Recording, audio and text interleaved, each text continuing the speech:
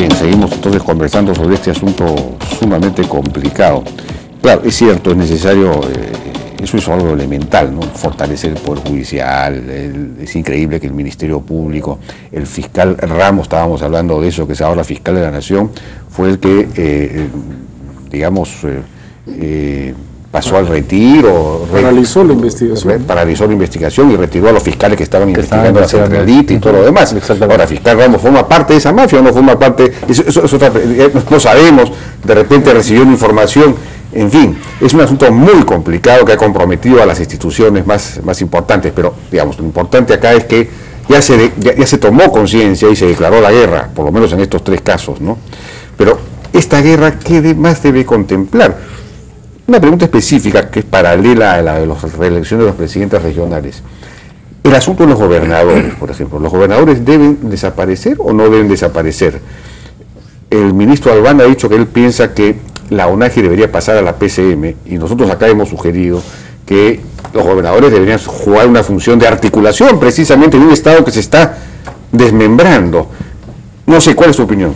Es un tema complicado porque por un lado es cierto que el gobierno interior, digamos, la oficina de la que dependen los gobernadores, ha sido y es manipulada políticamente indistintamente por todos los gobiernos que entran, digamos. Desde que somos república. Desde que somos república.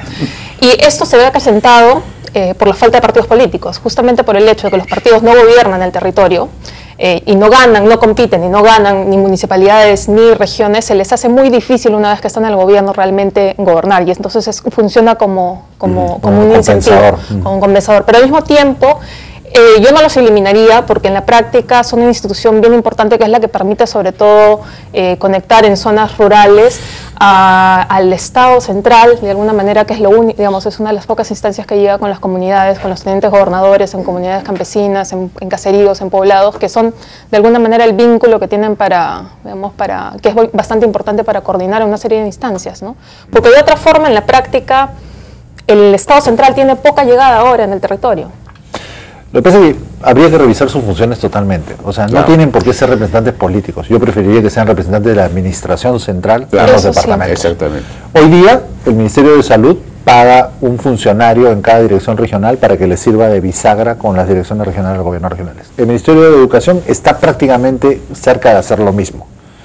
Pero esos no son mecanismos que son suficientemente transparentes. Además, los ministerios le dan 50 vueltas antes de poder hacerlo. ¿Por qué no transparentamos de que el gobierno nacional necesita coordinación en los departamentos? Así es. Y que tenga una oficina de coordinación más de la administración pública, más que política del partido de gobierno. De acuerdo. Y eso es un rol totalmente distinto. Que garantice que se apliquen las políticas sectoriales, que haya coordinación con las políticas regionales y locales, etc. Y así como se discute que los presidentes regionales no deberían llamarse presidentes regionales, los gobernadores con esa función no deberían llamarse gobernadores, se podrían llamar coordinadores del gobierno nacional o cualquier cosa por el estilo. El Ministerio de Economía y Finanzas hace un montón de años tiene oficinas en cada departamento. Entonces, ¿por qué eso no comienza a tener una mayor organicidad, pero en términos de coordinación de administraciones públicas, más de que representación política supletoria del gobierno nacional porque no tiene un partido propio que le sea capaz de tener presencia en todo el país, ¿no? Ahora, el proceso de descentralización, regresando a la manera como fue concebido y desarrollado, efectivamente transfirió no solamente recursos importantes, y además a través del canon mucho más importantes aún, sino prácticamente todas las competencias del gobierno central, menos las vinculadas pues a la policía, en fin, a los sectores que no son descentralizables. Pero en todo lo demás, cada gobierno regional reproduce en pequeño el gobierno central. Y eso es imposible, digamos, desde el punto de vista de no hay masa crítica para manejar todos los sectores en cada región, además siendo las regiones tan pequeñas. Entonces, a la falla original, al pecado original de que se formaron departamentos en lugar de regiones, tenemos que se destruyeron todas las funciones. Entonces, no había ciertas funciones que habría que recentralizar. Esa es la palabra que habría que escoger, sobre todo aquellas funciones críticas desde el punto de vista de su capacidad de formar mafias, ¿no? Como por ejemplo la pequeña y mediana minería, no es algo que debería estar en manos, digamos, del gobierno central, o la autorización de embarcaciones pesqueras. Hay mucha corrupción en torno a eso, ¿no? Esas cosas deberían manejarse de una manera central y transparente. Bueno, un primer comentario es que En realidad, en esa transferencia generalizada de competencias, yo creo que quedaron dos vacíos. Un primero, que Alan García trató de llenar mal durante su gobierno, es la indefinición respecto del rol de los gobiernos locales en la educación y la salud. Se regionalizaron, pero a nivel de municipios eso quedó en el aire. Y recuerdas, ¿no? Durante el gobierno de García se hizo un piloto en 50 distritos. Para municipalizar la educación. Y luego quiso lanzarlo a los 800 distritos de juntos y en la última semana quiso generalizarlo. Y en buena hora este gobierno paró eso porque estaba mal hecho, no estaba bien pensado. Pero ahí queda un vacío. La cosa se ha regionalizado, pues no ha llegado a lo local. Y lo segundo, que es la fuente de conflictos y también de colaboraciones impensadas, es que no se transfirió nada que tenga que ver con gran minería, con megaproyectos mineros, hidrocarburos y energéticos. Se genera conflictos cuando un gobierno regional como el de Cajamarca quiere oponerse, no tiene ninguna manera de expresarlo y se tira a la calle. Pero genera colaboraciones impensadas cuando un gobierno regional como el de Moquegua quiere sacar adelante Quellaveco y sin tener ninguna competencia ni función formal, lo saca adelante. Y es el actor político fundamental de la negociación que involucró al MEF, Agricultura, juntas de usuarios y todo el mundo, ¿no? Entonces me parece que ahí hay dos vacíos. Ahora, llenando esos vacíos de alguna forma, lo otro que creo que puedo decir, pero Raúl sabrá más que yo, es que todo fue transferido, pero casi todo fue transferido con la fórmula de competencia compartida. Sí, no sé. Entonces, lo que ha habido es un largo proceso de acomodo, de si ese no se han delimitado bien las competencias. No, pues todo era compartido, entonces compartido hasta dónde, el dedo, la mano, el codo, el hombro, eso se ha ido haciendo al calor de los hechos y es muy ambiguo y confuso y sigue siendo fuente de conflicto en muchos casos. Tema, no sé si me permiten, que yo creo que también va de fondo y que va más allá del tema, es que más allá del tema de educación y salud, el rol, digamos, el rol y el estatus de las municipalidades tampoco se clarificó en esa nueva reforma, ¿no?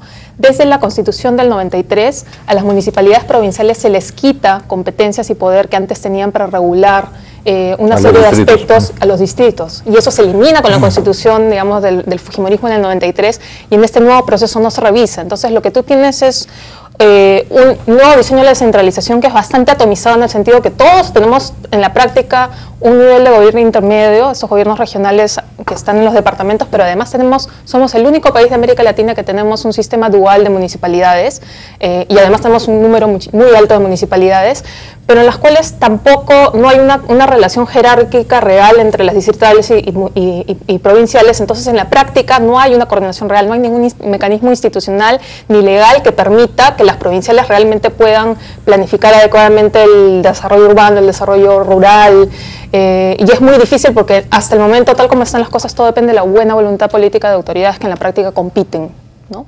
Compiten y no son del mismo partido. Habría que suprimir un nivel, ¿no? Pero eso es bien complicado. No, lo que pasa es que habría que volver a preguntarse cuál es el rol que le toca a cada uno en función de un objetivo que es común a todos los niveles de gobierno, es hacer mejor llegar los servicios mejor a la gente. O sea, si descentralizamos no es porque nos guste descentralizar, sino que el supuesto que está detrás es: descentralizadamente es más fácil y más eficaz llevar los servicios a los ciudadanos en un país endemoniadamente complicado como el nuestro con respecto a un sistema centralizado.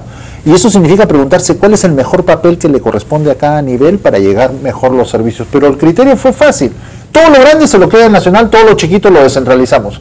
Y lo chiquito en general es más numeroso y por lo tanto más complicado. Es más complicado gestionar pesca artesanal que gran pesca. Es más complicado gestionar minería artesanal que gran minería. Es más complicado gestionar pequeños negocios turísticos e industriales que los grandes. Pero el supuesto fue que como es chiquito es más fácil. Y mentira. Y entonces hemos creado el caos de Madre de Dios y muchos otros caos en la costa con la pesca, etc. Y ese no era el criterio era preguntarse: en la regulación de la pesca artesanal, ¿qué es lo que puede hacer mejor el nivel nacional y qué es lo que podrían hacer mejor los niveles subnacionales? Y lo que hubiéramos descubierto es que en la mayor parte de las funciones públicas estaban encadenados todos los niveles de gobierno. Y nos hubiéramos podido comenzar a preguntar qué era lo mejor que pueden hacer los alcaldes. Los alcaldes hoy día, aunque no tengan una función específicamente atribuida, intervienen en educación, pagan profesores, mantienen locales escolares, intervienen en salud, contribuyen con el equipamiento, con una serie de costos en los establecimientos de salud más remotos.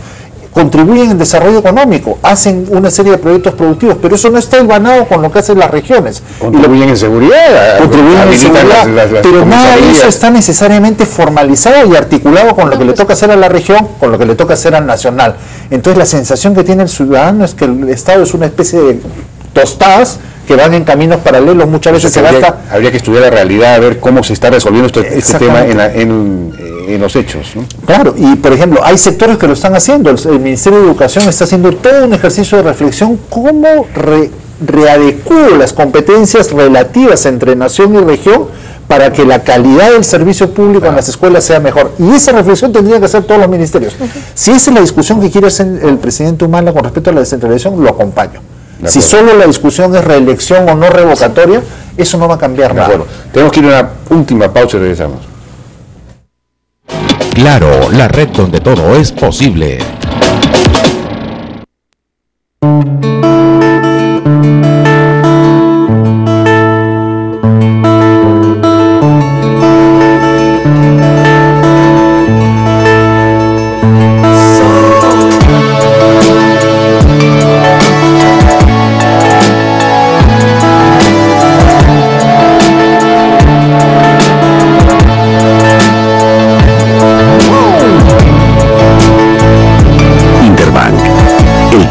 Vale más que el dinero.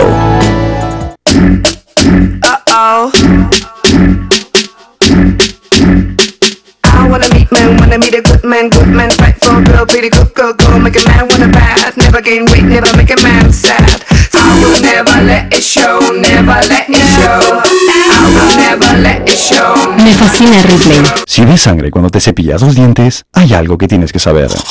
La diferencia entre esto y esto podría ser la crema dental Parodontax. Parodontax tiene 70% de ingredientes especializados y está especialmente formulada para ayudar a prevenir el sangrado de las encías. Puede ser usada todos los días. No te olvides, el sangrado es un signo de problemas en las encías, lo que podría ser la diferencia entre esto y esto. Parodontax, para los que ven sangre al cepillar sus dientes.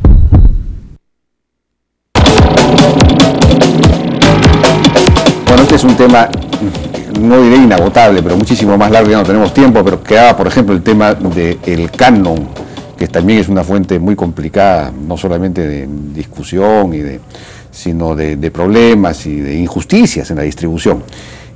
¿Qué hacer en estos temas? Muy rápidamente, porque ya nos ha dado el tema.